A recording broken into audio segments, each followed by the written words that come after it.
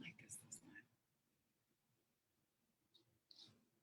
Hello, everyone. Thank you for joining us again for another week of Speak Up United Parents, bringing to you some amazing and great information about your students in LA Unified Schools. As you know, we have been here for the past several weeks sharing information with you about how to manage and navigate through the pandemic with your child in distance learning.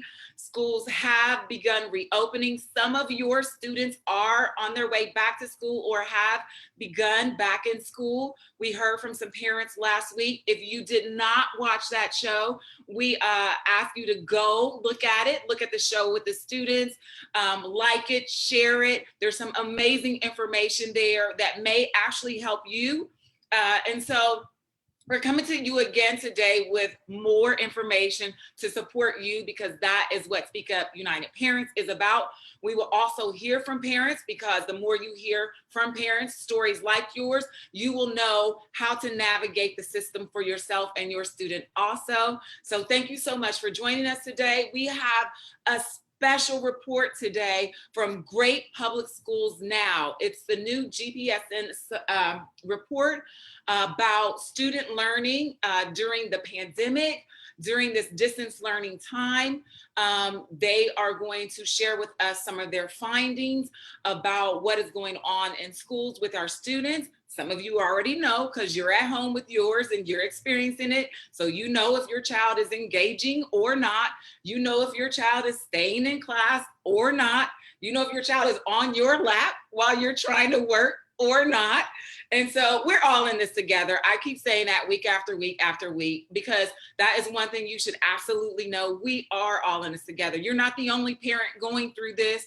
And so now we're starting to navigate the land of our students going back to school, our kids going back to school, or making a decision not to go back because maybe staying at home is better. So before I talk any longer, because all of y'all know I can talk all day long, I'm going to introduce our guest today, and we're just going to start right into this, and hopefully some of your questions will be answered. If you have questions while you are listening live, drop them in the comment section below. Someone will try to answer your questions. We will try to answer your questions if we can get to them live.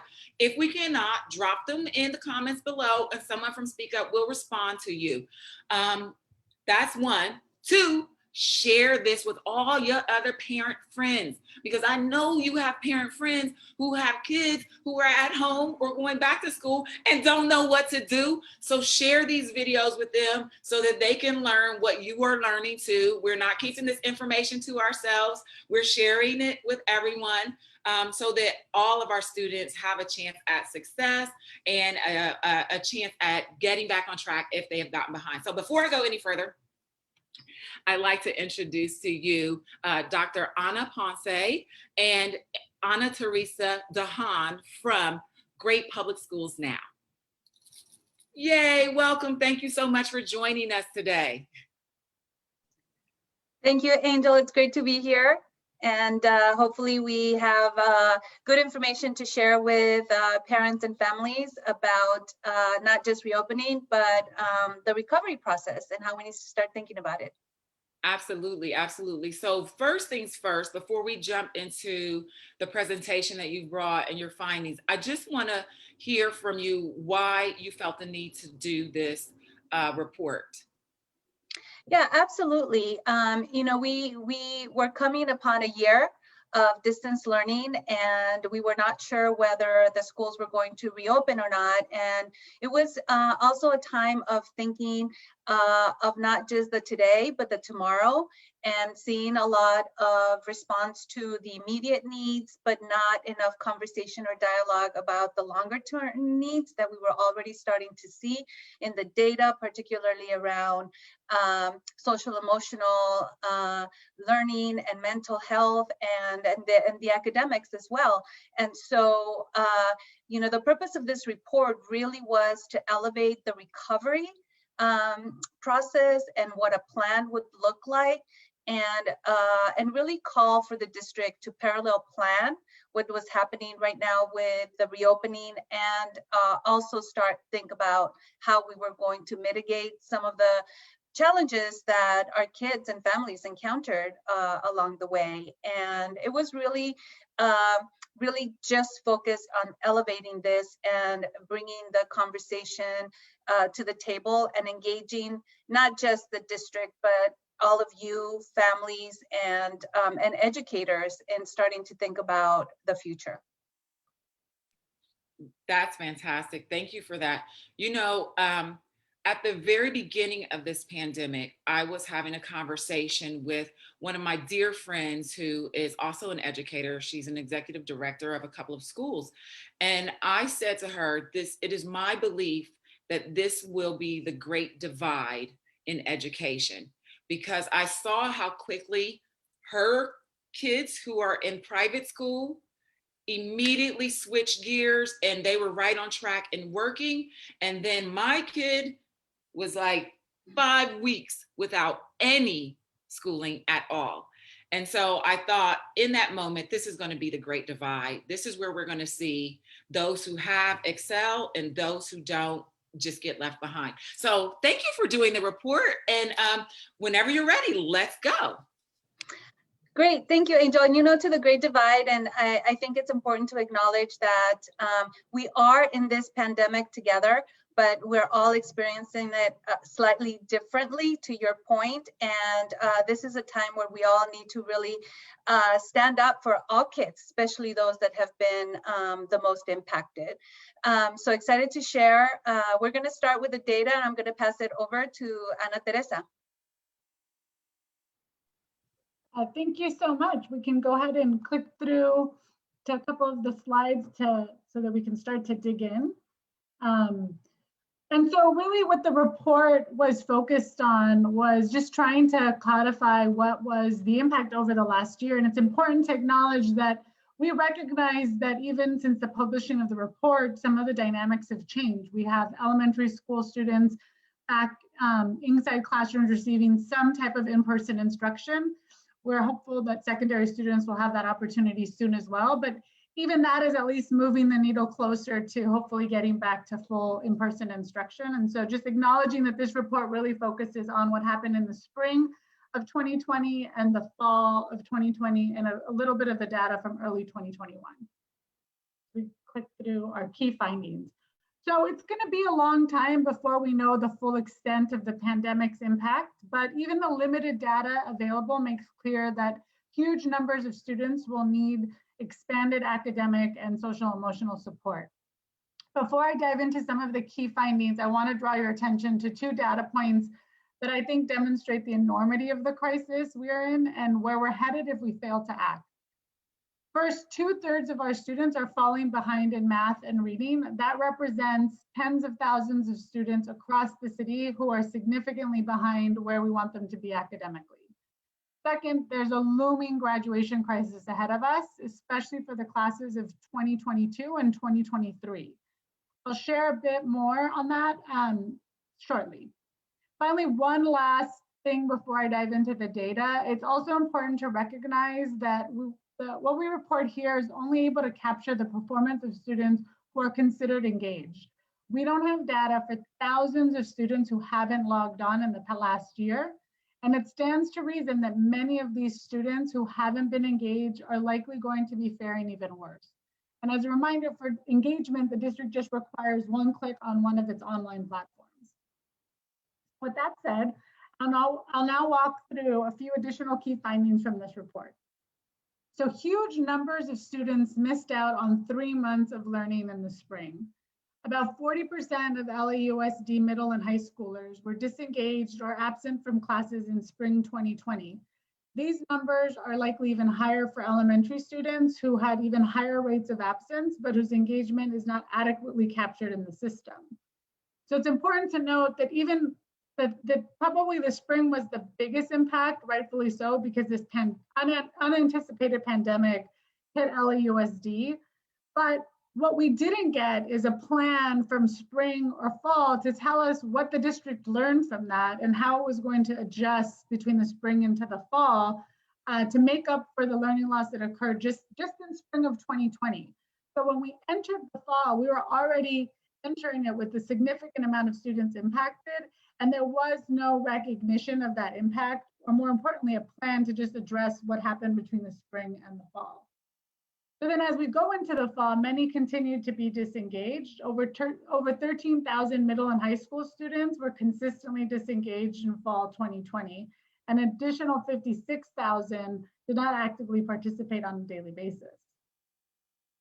2 out of every 3 students are falling behind in literacy and math.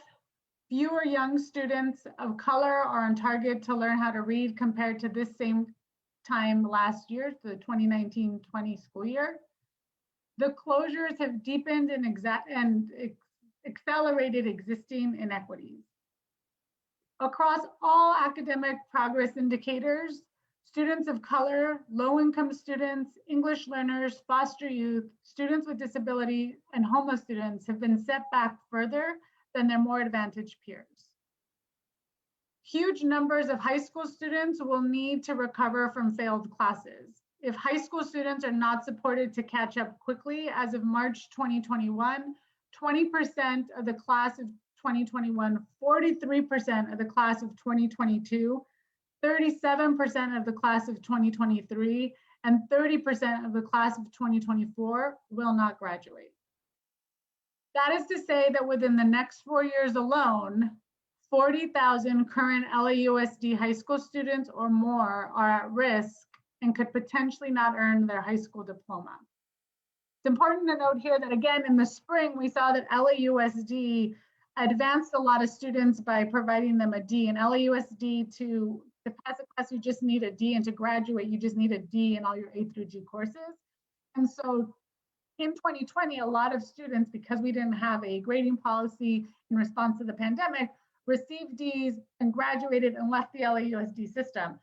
So we know that those kids probably impacted going into their higher education, but we're also concerned that this year we don't see the same thing happen. We don't want kids to be held back as a result of the pandemic, but we also don't want to continue moving them forward if they're not developing the skills that are going to allow them to thrive at that next grade level or post high school. And so this is a really important thing to highlight for our secondary students, and having clarity from the district on their grading policies and what's going to be done to help students who are just so far behind in credits. And that's really what's happening here. Students are overwhelmed being behind in their classes, and so that's what could force them to not matriculate to the next grade or graduate. The long-term implications of this pandemic on our students are too stark to ignore. The levels of learning loss students have experienced will have long-term consequences if not addressed as a true educational emergency. I think, well, we're going to pause now to allow Angel to help us facilitate a conversation so we can actually hear more about what this impact was on students and families. Whew. That is fascinating. That is scary. That is disheartening. And that is a lot of work to do to get back on track. But I know parents and students and some educators really want to do the work to get these students back on track. So yeah, I'm gonna open up the floor to our parents. We have some parents here who are going to speak to their experience with their students, what they're experiencing or what they're witnessing. And then we are going to go back to what we do about this, because I think many parents are in a space of, I don't even know what to do about it. So I'm going to open the floor, and I'm just going to start in with Kevin. And Kevin, I'd love for you to share your experience with us. Let us know the grade and age of your students or student, whichever you want to talk about. I know you have more than one, but whoever you want to talk about, and share with us your experience. Okay. My name is Kevin. I have 2 schoolers. I have a kindergartner, 6-year-old, and I have a 16-year-old high school student. For me, as far as the 6-year-old, she's really, she was kind of more so energetic and ready to go back to school. I mean, she wanted to see her friends, she wanted to interact, and for me, that was the hardest part, because although education is utmost important, but as far as the problem solving with friends and to the interactions and to learn how to maneuver socially was very important. That was one thing that kind of pushed me back, wanting to have them go to school, especially the younger one. Being back in school, it's much hasn't changed. It's a half a day. When we do debrief after school and talk to her and try to figure out what was different, it seems like she doesn't want to be there because it's so isolated. She see other people from afar. She can't speak, can't talk. You can't really move around how you want to. So it's more so you're confined, and she rather just be at home, which is understandable. And it's discouraging to her, for us, and we just don't know the constant testing, and she thinks something is wrong with her because she has to continue to get tested. She doesn't really understand the process, and the more we try to explain it, it's becoming difficult. um as far as my high schooler, she actually just started back yesterday. The one thing that I got from her was she's an athlete, so some sports are able to practice and some aren't, and she's not understanding why the basketball team can practice but the volleyball team can't practice, or the softball team can practice but the volleyball or the golf team can't practice. Well, I mean, honestly, I was a high school athlete, I was a college athlete, so I just really gave it to her raw and told her, well, high school brings in more money than volleyball, and softball brings in more money than golf. That's just the reality of what it is. I was a high school football player. I played major Division I football.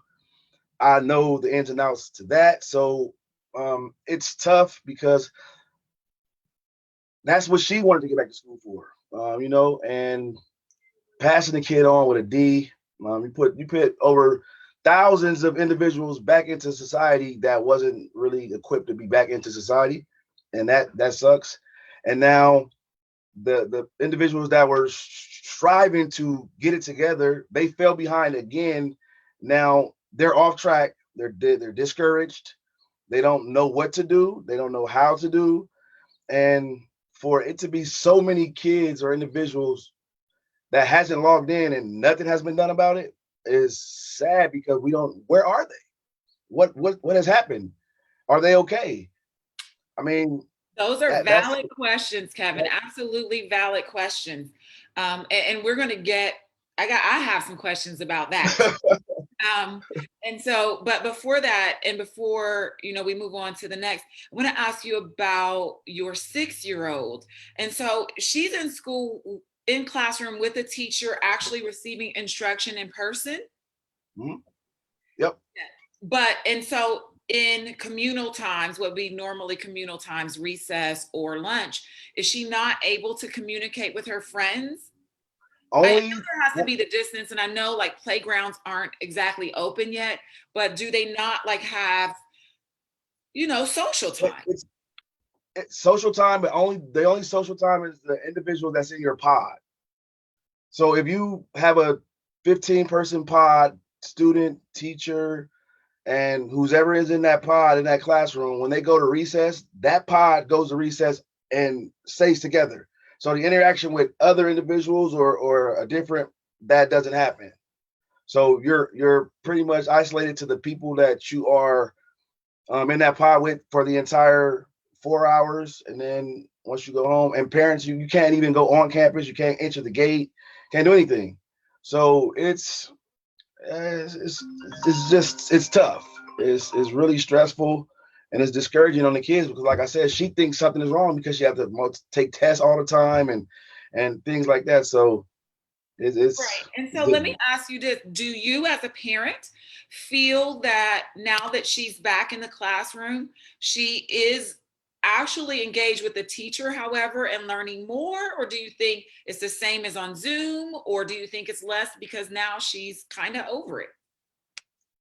It's really hard to judge right now. She's been in school for a week and a half, so I haven't really got a fine line on what's happening.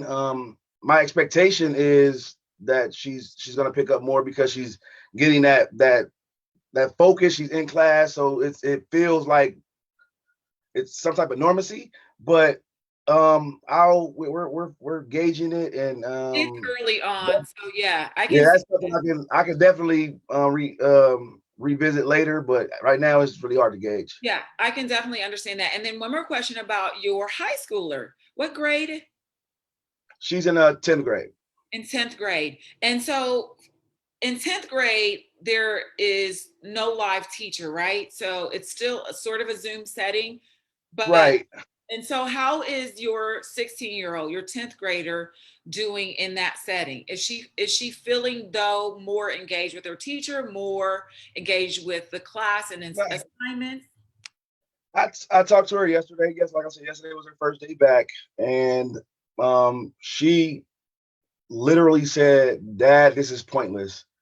We're doing the same thing we do at home. It's wasting time. I mean, I can just do this at home." They do have a TA that's there and available for any questions, but you have that. That's what the email is for the teacher, because you're still not talking to the teacher. You're still not interacting with your teacher per se. You're interacting with someone that's qualified to assist. So I mean, I'm qualified to assist. I have college degrees. I have background in education, so I'm qualified to assist. So I rather I'm really honestly taking a true thought on homeschooling, because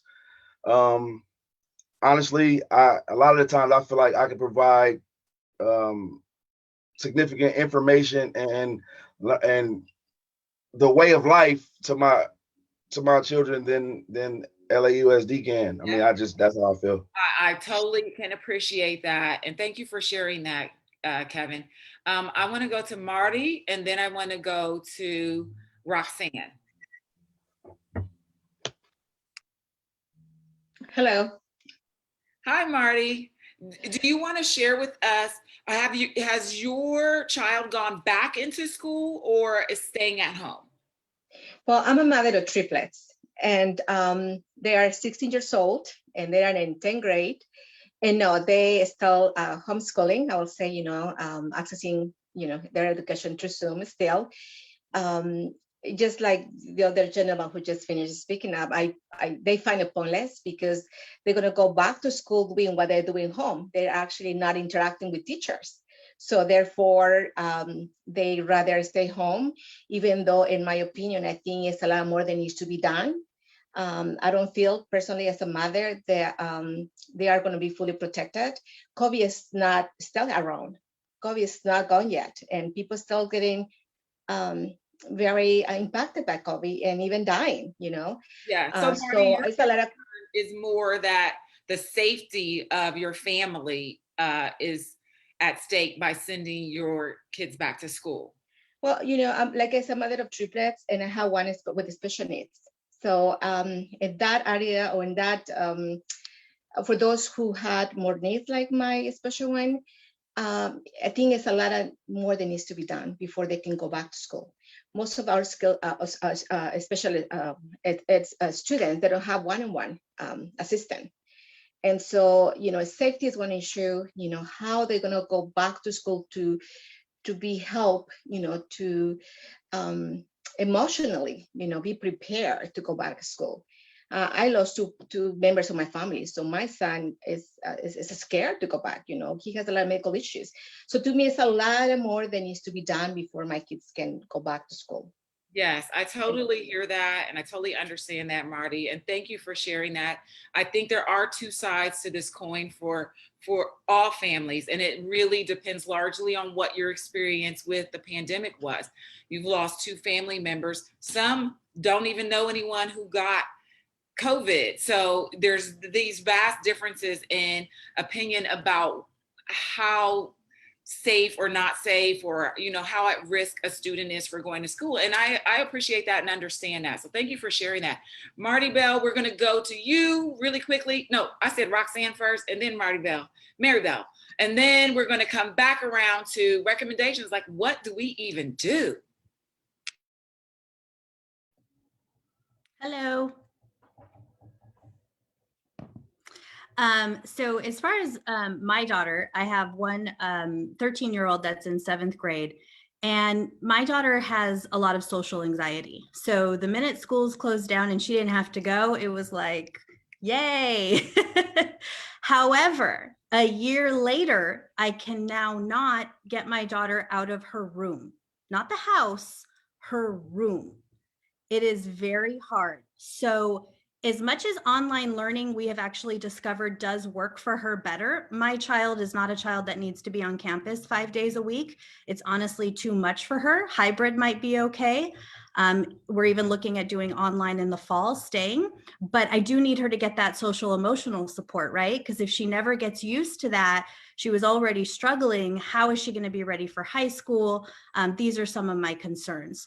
At the end of the day, though, I'm a single parent, but I'm also pretty well connected and pretty savvy. So I'm not worried about my daughter as much as I'm worried about other kids who maybe don't have parents who are English speaking, who don't know how to navigate a very complex system, and can't even get online. The numbers that you guys shared are horrifying, but unfortunately they're not surprising given what I know and some of the other experiences. So I understand that I have an advantage to work from home. I have internet, even though it's sketchy sometimes, but I have advantages that some of my neighbors don't have. And so that's really where my concern lies.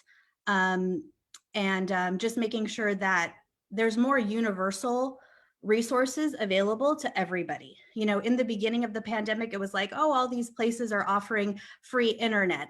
Then we come to find out, it's not really that great. It is for a limited time and only if you live in this area.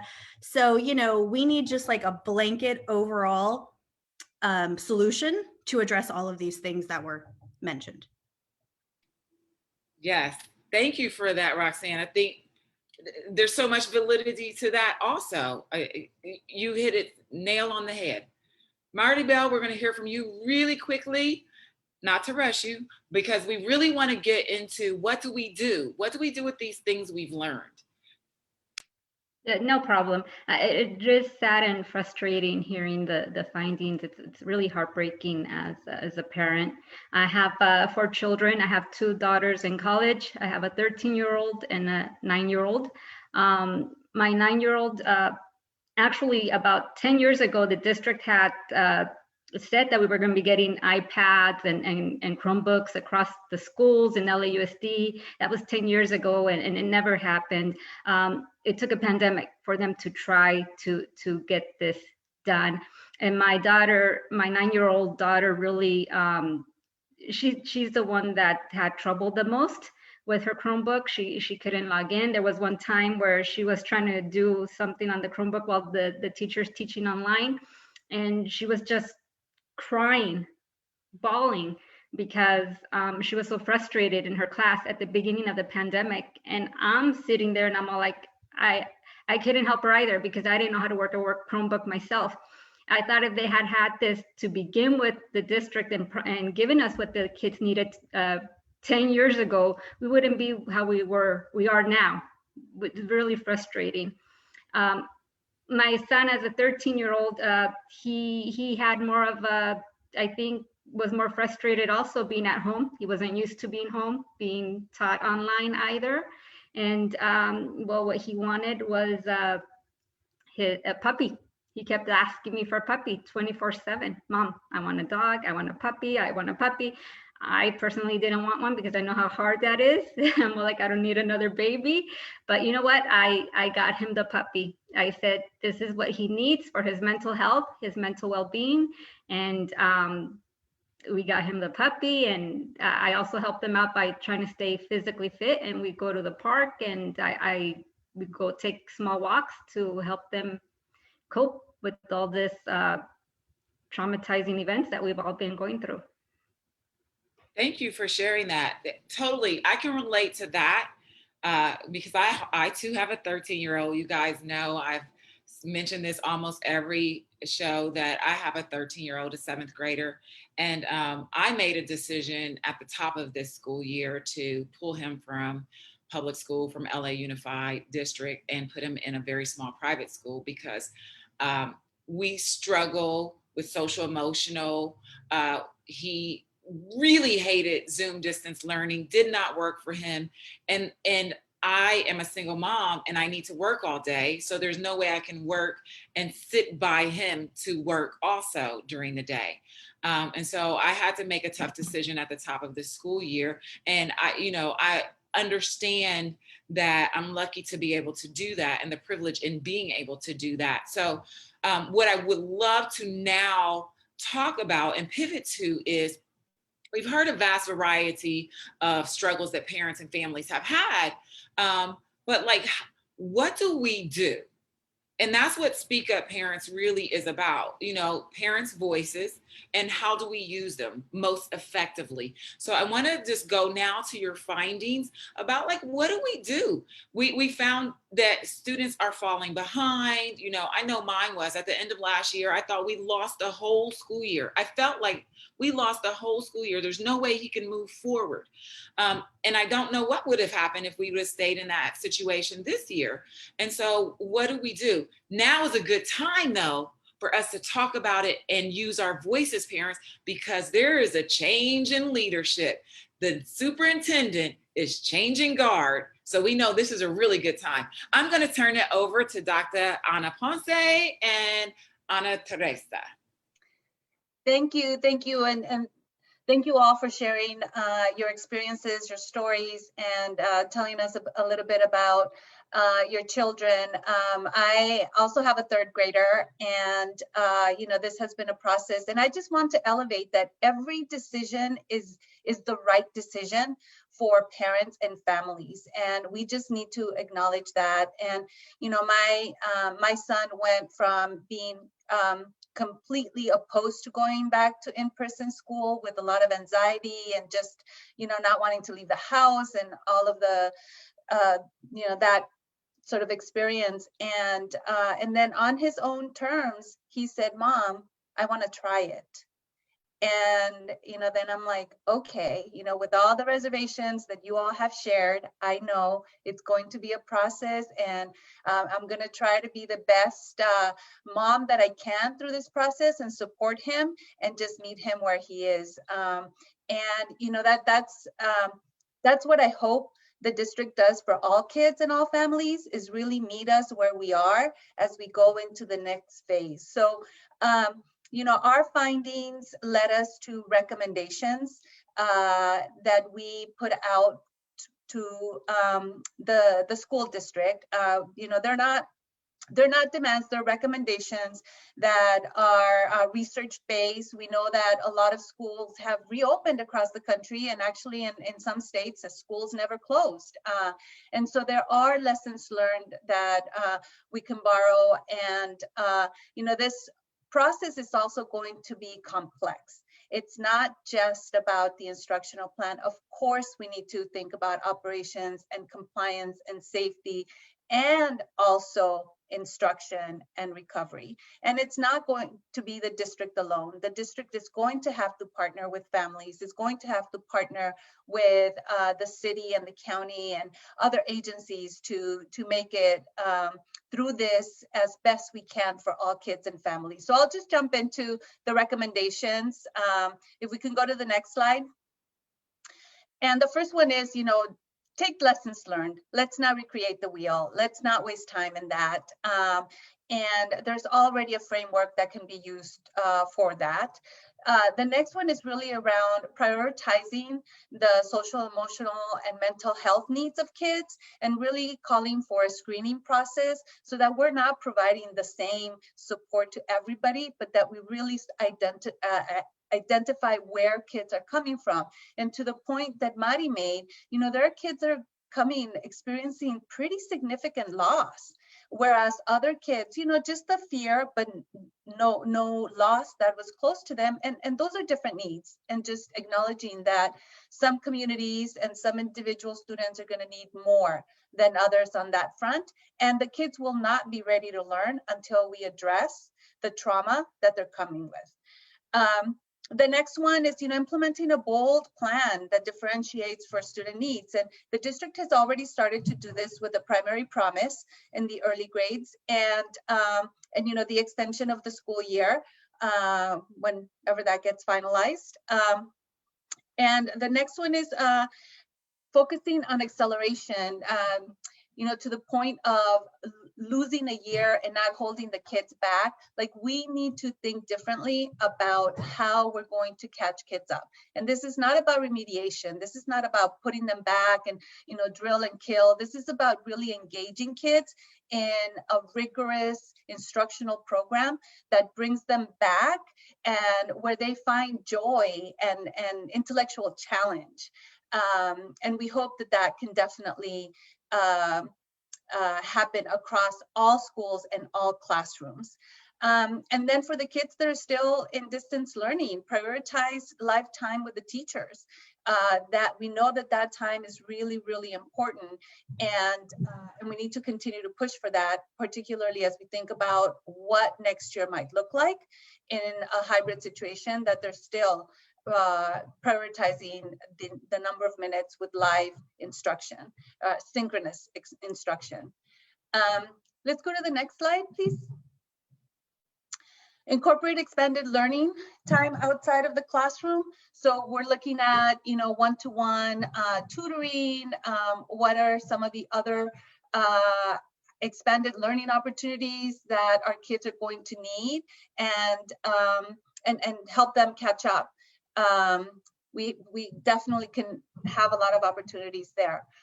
And this one, forge a new and deeper partnership with families. I mean, all of you just mentioned how you have been involved and how you've had to step up in different ways, and everyone has had to step up and make compromises, really, and have to make different, decisions of, not just do they go back to school or not, but like, how am I able to help them or not help them? And, as a single mom myself, it's been a challenge, and we have a different relationship now with our children's teachers and schools, and that needs to be nurtured and cultivated, and we need to continue to be seen as partners in the education of our children alongside the district.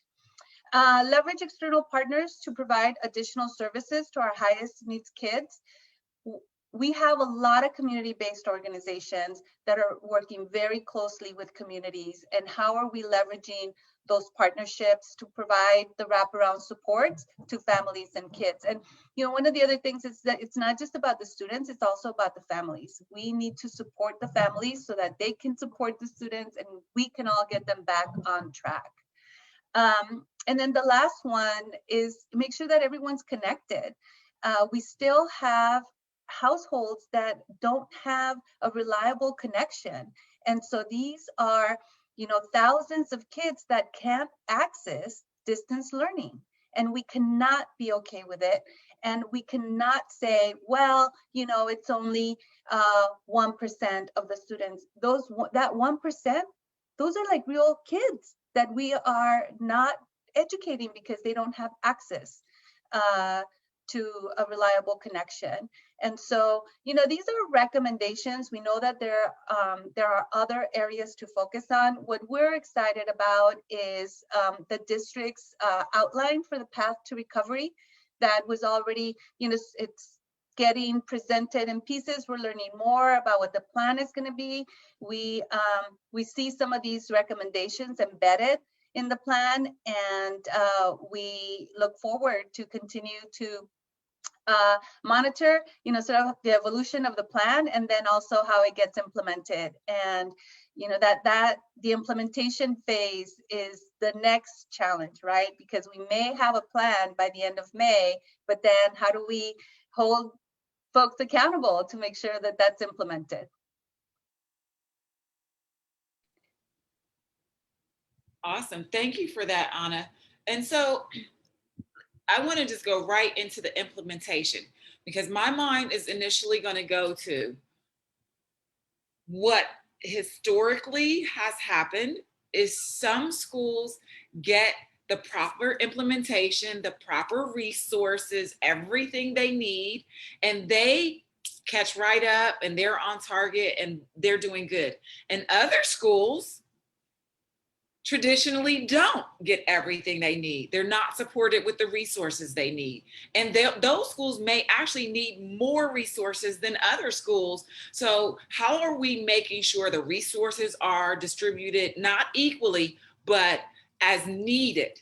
And how do we ensure that whatever this plan is that the district is putting together to catch students up and get them on track, how do we make sure that that's actually making it to our students in our schools? What do we do to make sure that happens? Because we have seen, and we know it happens, that some schools, depending on where they are and who their parents are, get different resources than other schools and different supports than other schools. And I think you nailed something there in saying that some students are going to have to deal with grief before we can talk about catching up in education. If we can't deal with the grief, these children are going to be so left behind and hurting because they've not had any proper dealing with that, and they've never really experienced grief like this before. So I'm gonna let you guys speak to that. Well, I think it's important to acknowledge that you can't solve something until you know what you're solving for. And so I think at the base of these recommendations, it's uplifting some of the data was the first part of saying something's happened. I think a lot of these recommendations are embedded in acknowledging that more work has to be done to really understand what's needed, and that we need to differentiate our strategies based on the needs of individual students, and then ultimately the schools that they're a part of, and then ultimately part of the geographic part of the district, and then even LAUSD as a whole. And so I think that's really, I think the first step is really acknowledging what's happened, putting a plan in place to continue to track what's occurring, and then developing strategies that are responsive to that. And that really requires acknowledging what's happening to students. And I think the other important piece is the role of parents. This is, parents have always been a partner to their child's education. That didn't change, but the role of being the main educator did change over the last year. And how are we acknowledging that and embedding that into our approach for coming out of it? I think a lot of credit has to be made that just the same way we know across the board, the district, there's schools where it's not working. There were, even in those places, you had teachers that stepped up and went above and beyond what was being required by the district. And so I think it's really important to acknowledge the teachers and principals and cafeteria workers and school bus drivers and people who staff Beaudry. Like, everyone has stepped up in a way, but now how do we harness that and work together and have a vision that we all follow to ensure that that energy is holistically being applied to every single child in this district. Yeah, totally agree with you on that. I usually try to speak to that because I think you're right about that too, that not just during the pandemic, but teachers are true heroes. And it really depends on which teacher your child gets as to how well their year goes, because some teachers are pretty complacent and some are in it to win it every single day with your child. And I think we've seen during the pandemic where those teachers who are really just committed to their jobs and have been, they show up because they love the job, not because they're going to, buy a house on the hill with their job salary. Those are the teachers who found workarounds and found ways to engage your students throughout this distance learning. And I have to tip my hat to teachers for, moving quickly to figure out how to engage your students, because there was no master plan. And so, yeah, right. Kudos to teachers and principals and administrators who are making that happen. And then we know the other side of it is there are some that just fell right through the cracks. the teachers were like, this is a whole way to just escape working and turn off. Here's your assignments, see you tomorrow or next week or whatever the schedule is. And it became a real relaxing moment for them in a different way. And so I think what parents would want to know, and please parents chime in. I am a parent who wants to know too. Like, if your child is in 10th grade, say right now, how are you making sure they're getting exactly what they need to be prepared to go off to college in 2 more years? How are they prepared to know they're graduating in 2 years? You know, how do you know that your child knows what they need to know to go to the next grade? We know there was this whole sort of blanket, don't leave a child behind this year, you know, during the pandemic, but if these fifth graders were pacing like this and these fifth graders were pacing like this and they all went to the next grade, how do they know how to get your child on track? Or if your child knows what they really need to know to be in the next grade, so they're not just advancing along without the proper education to really, you know, be in the next grade and be successful in the next grade. I'll jump in. We've been, you know, very unapologetic of calling for assessments, appropriate assessments, not standardized tests, but assessments that are going to give us that information, because we need to know. We need to know as parents, and we need to know as a system, to Anna's point, where we are, so that we can start solving for that challenge. And you know, in the ideal would be for every child to have an individualized learning plan. And, you know, that's really tailored to their needs. And I know that this has come up, you know, it's cyclical, it comes up and then it goes away. And this is the time to do it. And yeah, you know, going back to like, let's accelerate, let's not remediate, and really meet kids where they are and provide them the supports and the scaffolding for them to access grade level material, regardless of where, you know, their proficiency skills might be. And you know, and as parents, that's the minimum that we should expect and make sure that we get. How do we make sure we get it? I've been thinking about that one.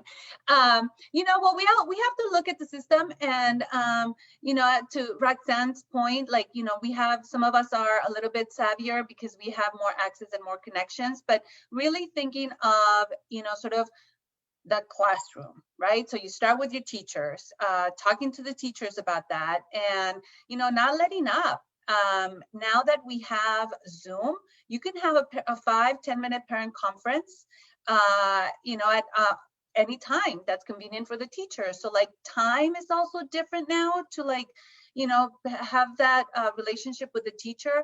And if the teacher's not responsive, then we have the principal. And then, you know, with and we also have other parents. That's where organizing comes in. If the school is not working in terms of providing you the information that you need, you know, there's organizing at the school site level, and then it's really elevating the issue. And you know, if this is happening across the district, I mean, we need to let people know. So we need to let you know, the superintendent know. We need to let board members know. They need to hear from you. They need to hear from all of us. And again, going back to like basics, as we go back, we're going to start, you know, recovery. Like, what does that look like? What is the starting point for every single student? And we're, you know, you guys organize. You guys, and so Anna, I'm going to ask it even deeper, dig a little deeper question. So we should be, you know, letting our board members know and letting our superintendent know, like, how do we do that? Mm-hmm. Well, there are emails and phone numbers on lausd.net. There's a board page with contact information. And you know, when I feel like I'm not being heard, on my calendar I put a weekly reminder to like send an email or make a phone call. And, that's a little bit of a cheat sheet of like, oh yes, let me do this. I mean, you can even do it on a daily basis, depending on the urgency. But really, sort of staying present. And, there's the individual advocacy, and then there's the collective advocacy. And, you guys do a great job. We love working with Speak Up. And then, there's that level of collective advocacy. And then there's the collective action with other organizations that are, partners to Speak Up. And, and it just gets bigger and bigger. And the one thing not to underestimate is the importance of parent and family voice right now to advocate for, your kids, our kids right now. To solve the problem, we need to know what the problem is, but we also need to know what the needs are.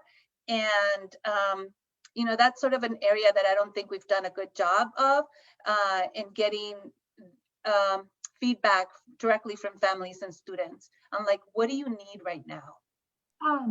And I would be remiss if I didn't say we actually have a way that right now you can contact all the LAUSD board members. So on your phone, if you text 52886, again, it's 52886. If you text that number LAUSD, you will get immediately a text back with a link, and you can send an email to every LAUSD board member and the superintendent asking them for an educational recovery plan now.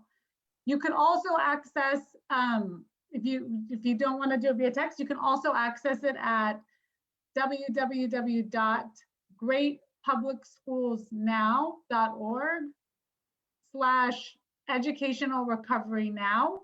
You can access the full report there, download it, but then there's also a link there to click through and contact your school board members. So again, I think the easiest is probably the text message.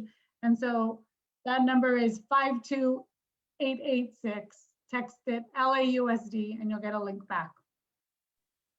Thank you for that. So all of my parents right here, that's a today task. And then if you are listening in today or tomorrow or the next day, whenever you watch it, that is a today task. And then it's a put on your calendar to do maybe weekly, maybe bi-weekly, maybe monthly. You figure it out for yourself, but it is an absolute today task whenever you are watching that. So do that right now, because I'm sure when they get flooded with information or with text or with parents, they're going to want to do something. And it takes collective voice. It's not just your voice, it's all of the voices collectively that really, really matter, even though it is an individual situation to you and your student, your child.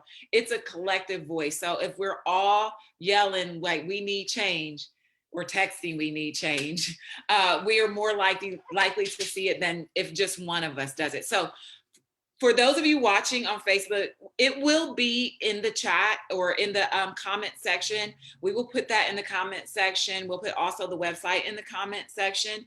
And before I wrap here, where am I at with time? Before I wrap here, I want to speak to summer school coming up.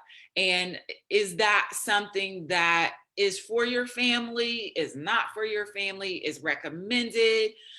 Should your kid just not go to school and have fun because they haven't had fun in a year? And we learn a lot through play.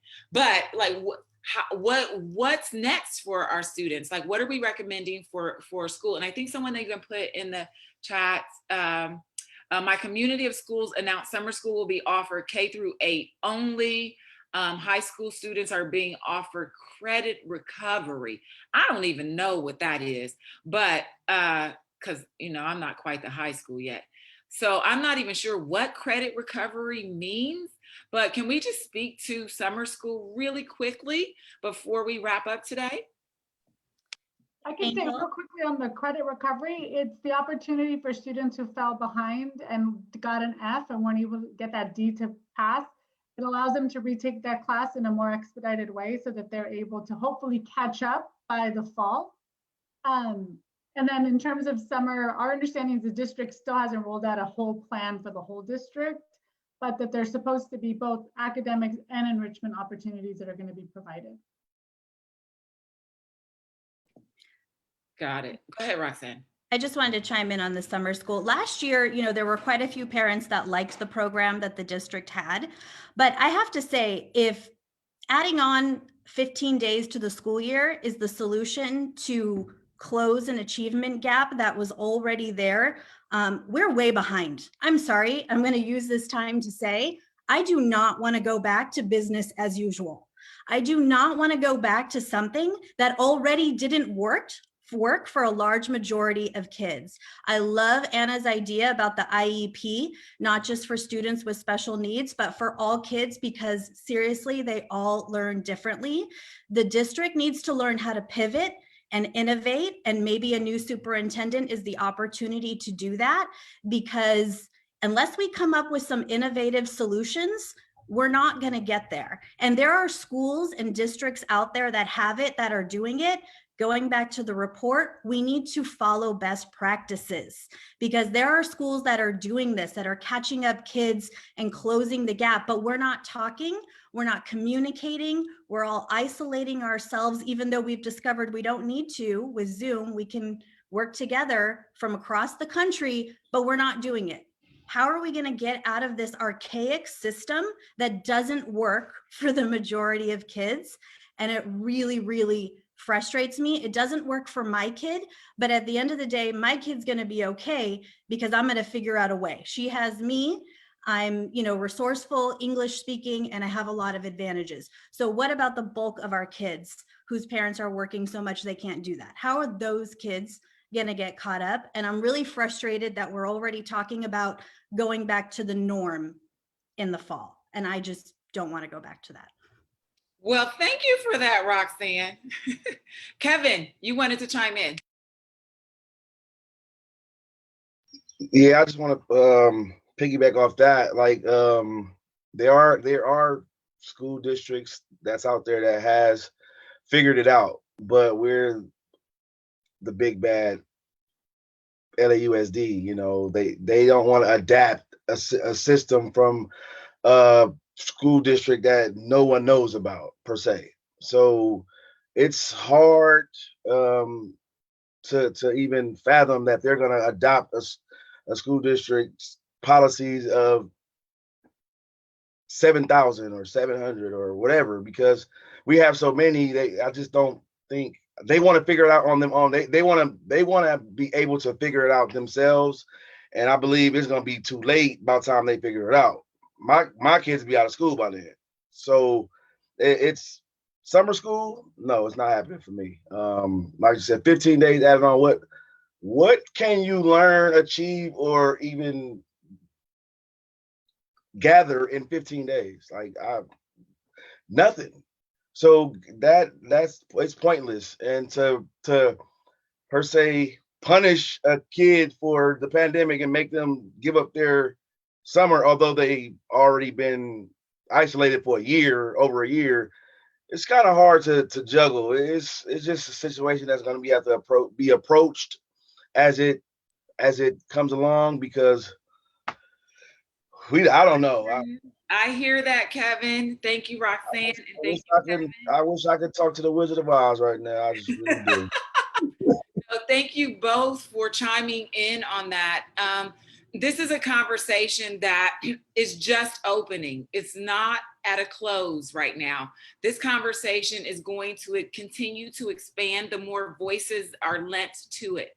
And it is going to be a process, hopefully not as long as it seems, to get some order here and get a plan that makes sense for this district. So I am hopeful.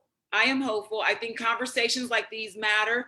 I think the report like this GPSN report matter, because it allows us to collect data about what is really happening, what has really happening. I think it's important. I think your voices are important. Every parent voice is important. And the more that we can speak up, the more that we can allow our voices to be heard, allow our stories to be heard, and advocate for what our families and students need, the more that we can impact the change and possibly build a better system than we had.